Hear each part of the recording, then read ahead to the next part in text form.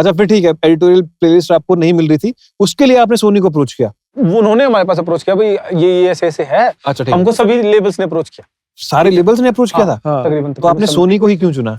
क्योंकि वो vibes match होने वाला गेम होता है। एक वो उन्होंने तो एक्सपोजर बहुत जो दिख रहा, जो चीजें उन्हें हमको ऑफर की, जो वो हमारी वाइब से मैच की। हमारी जो डिमांड्स थी, हमें हमारे राइट प्रोटेक्टेड चाहिए थे, हमें हमारी आईपी प्रोटेक्टेड चाहिए थी।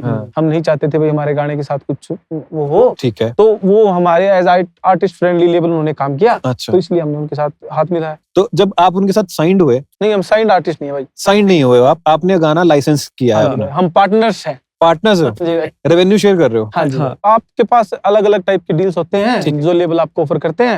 एज ए समझदार आर्टिस्ट आपको जो अच्छा लगे, जैसा अच्छा लगे, उसके साथ आपको इसी हिसाब से किस तरह की होती हैं?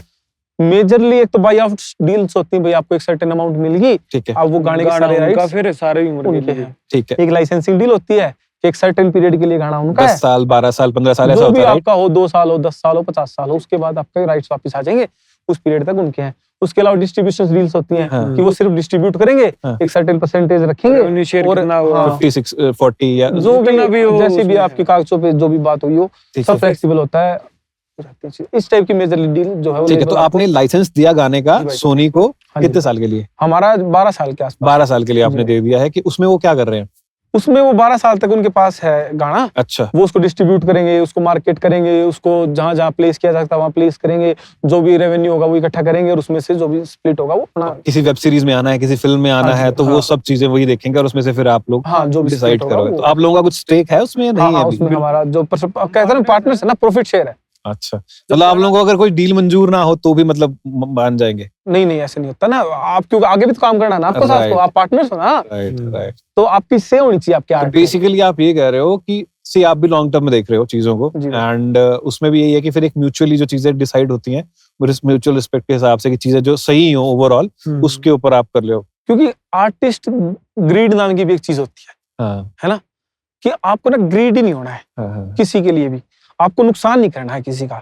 अगर आपकी इंटेंशंस प्योर है ना, तो फिर सारे काम सही हो जाएंगे।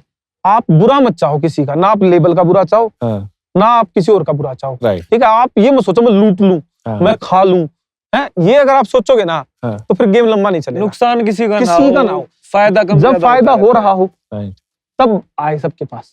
जब चीज कमा रही है तब वो प्रॉफिट शेयर, तो क्या इशू है? ये ना हो भाई शुरू में हमें इतने कर दो, ये कर दो, रिस्क ना हो एक आदमी के, कोई एक आदमी ना दबे, किसी का हक ना मारा जाए। अगर हम भी लेबल के मालिक होते तो हम भी यही 4 पैसे लेबल वाला भी कमाया, 4 पैसे जब आए ना तब मिले सबको। हम भी उसी चीज में विश्वास रखते हैं।